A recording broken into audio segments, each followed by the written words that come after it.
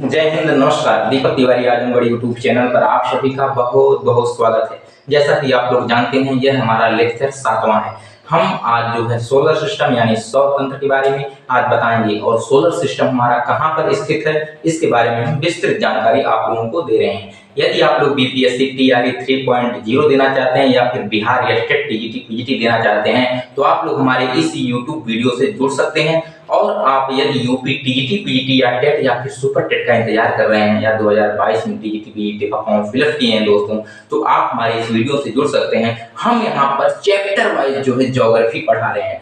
आइए मिलते हैं दोस्तों, चलते हैं सौर तंत्र में, यानी हमारा जो सोलर सिस्टम जो है वह कहाँ पर स्थित है इसके बारे में देखते हैं। यहाँ ब्रह्मांड में कोई भी चीज स्थिर नहीं है, सभी जो है गतिमान अवस्था में विराजमान है। आइए देखते हैं कि कहाँ पर है। जैसे मान लीजिए जो आकाशगंगा जो हमारी मंदाकिनी है, हम आपको बताएं कि हमारी मंदाकिनी आकाशगंगा बहुत ही विशाल है, बहुत विशाल है। इतना विशाल है कि जो सूर्य हमारा जो चक्कर लगाता है मंदाकिनी आकाशगंगा का जो चक्कर लगाता है सूर्य लगभग 250 किलोमीटर प्रति सेकंड की स्पीड से चक्कर लगाता है। कितना? 250 किलोमीटर प्रति सेकंड की स्पीड से चक्कर लगाता है। मिनट नहीं दोस्तों, सेकंड की स्पीड से चक्कर लगाता है। फिर भी इसे 25 करोड़ वर्ष लग जाते हैं। कितना? 25 करोड़ वर्ष लग जाते हैं पूरा करने में। कितना? 25 करोड़ वर्ष। 25 करोड़ वर्ष को हम कॉस्मिक ईयर के नाम से जानते हैं। क्या? कॉस्मिक ईयर के नाम से जाना जाता है। इंग्लिश में दोस्तों कॉस्मिक ईयर के नाम से जाना जाता है। इसे हिंदी में देखा जाए तो ब्रह्मांड वर्ष कह दिया जाता है। क्या? ब्रह्मांड वर्ष के नाम से जाना जाता है। यह देखा जाए तो यह समय का मात्रक है। पूछा जाए कि ब्रह्मांड वर्ष किसका मात्रक है, तो यह समय का मात्रक है। किसी भी एग्जाम में यह पूछ सकता है, चाहे आप यूपीएससी तक का एग्जाम दे रहे हो, वहां पर भी यह पूछा है ब्रह्मांड किसका मात्रक है, ब्रह्मांड वर्ष। तो यह समय को दर्शाता है। कितने समय को दर्शाता है? तो 25 करोड़ वर्ष को दर्शाता है। जब 250 किलोमीटर प्रति सेकंड की स्पीड से सूर्य जो मंदाकिनी आकाशगंगा का चक्कर लगा रहा है, तो आप समझ सकते हैं कि 25 करोड़ वर्ष में जब एक चक्कर पूरा कर रहा है, तो आप समझिए कि यह आकाशगंगा जो है, यह हमारी आकाशगंगा कितनी विशाल होगी, है कि नहीं? कितनी विशाल होगी। इसके बाद समझते हैं सूर्य जो है हमारी बाहरी भुजा में है, क्योंकि सूर्य जो है हमारा युवा तारा है। कैसा है? यह एक युवा तारा है। सूर्य बाहरी भुजा में, जैसे आप समझेंगे कि जो युवा रहता है, जिसके पास शक्ति अधिक रहती है, जिसके पास ताकत अधिक रहती है, वह बाहरी भुजा में रहता है। जैसे मान लीजिए कि आप लोग एक रस्सी में कोई एक कंकड़ या पत्थर बांध लीजिए और उसके बाद बल पूर्वक उसे घुमाइए। जितनी तेज गति से, जितने बल से आप उसे घुमाएंगे, वह उतना दूर से चक्कर काटेगा।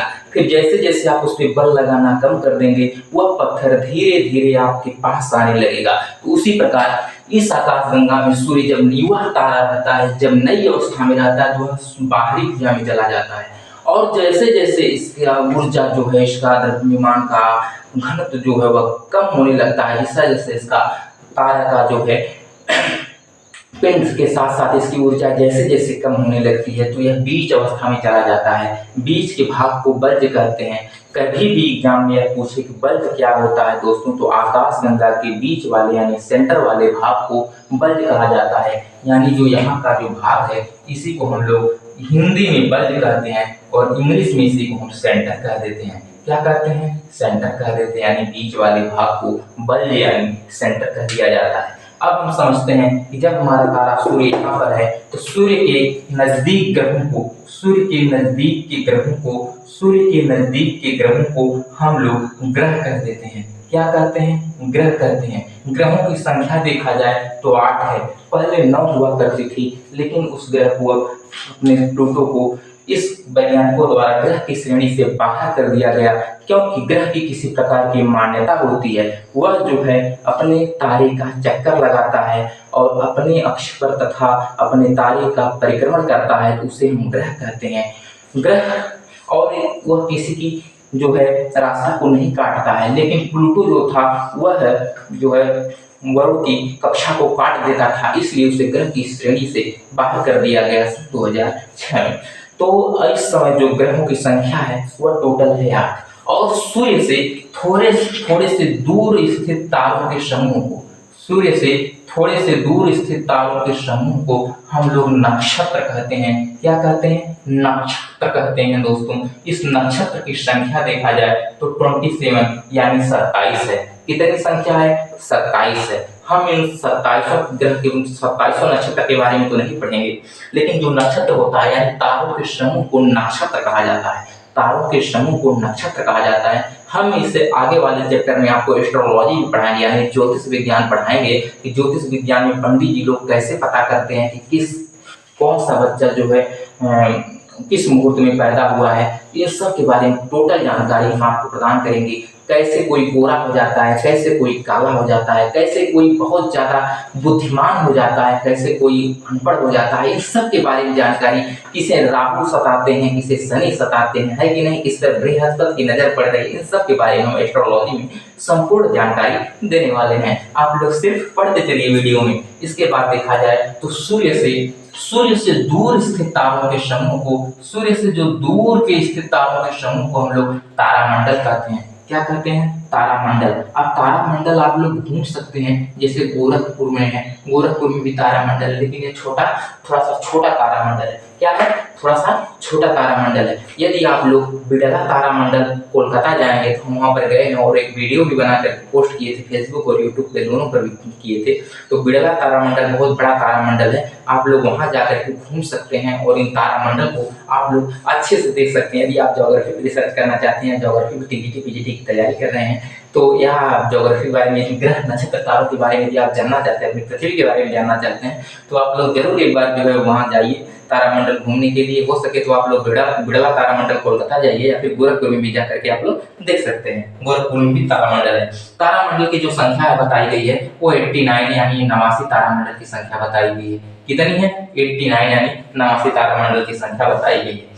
सूर्य से नजदीक के ग्रहों को हम ग्रह कहते हैं। सूर्य से नजदीक के खगोलीय पिंड को हम ग्रह कहते हैं। सूर्य से नजदीक के खगोलीय पिंड को हम ग्रह कहते हैं। ग्रहों की संख्या 8 होती है। कितनी होती है? 8 होती है। तथा सूर्य से थोड़े से दूर स्थित तारों के समूह को हम नक्षत्र कहते हैं। नक्षत्र की संख्या 27 यानी 27 होती है। सूर्य से दूर के स्थित तारों के समूह को हम लोग तारामंडल कहते हैं। क्या कहते हैं? तारामंडल कहते हैं। यदि आप लोगों को समय मिले तो एक बार अवश्य तारामंडल घूमने जाइएगा, जिससे बहुत कुछ ज्ञान सीखने को आपको मिलेगा। तारामंडल की संख्या देखा जाए तो 89 यानी 89 तारामंडल होते हैं। तो हम आशा करते हैं कि आपको यह वीडियो बहुत अच्छी लगी होगी।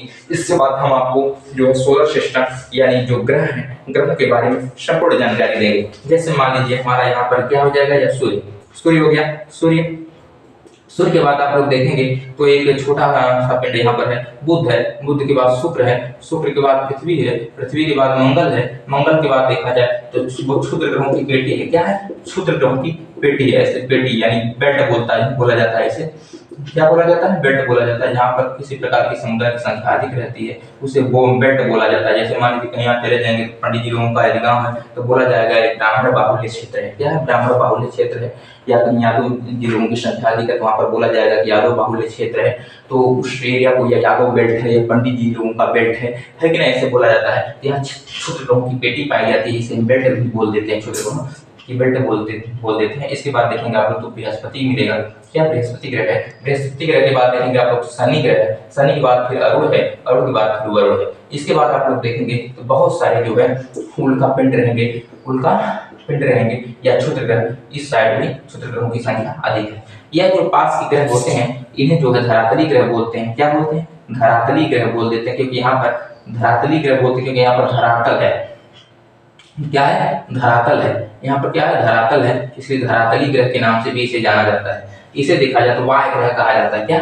वाह ग्रह कहा जाता है। यह गैसीय ग्रह भी होता है। क्या? वाह ग्रह के नाम से जाना जाता है। इसे गैसीय ग्रह भी कह देते हैं। क्या? गैसीय ग्रह कह देते हैं। इसे गैसीय ग्रह कहते हैं। इसे पार्थिव ग्रह कहा जाता है। क्या? पार्थिव ग्रह कहा जाता है। इसे पार्थिव ग्रह कहा जाता है।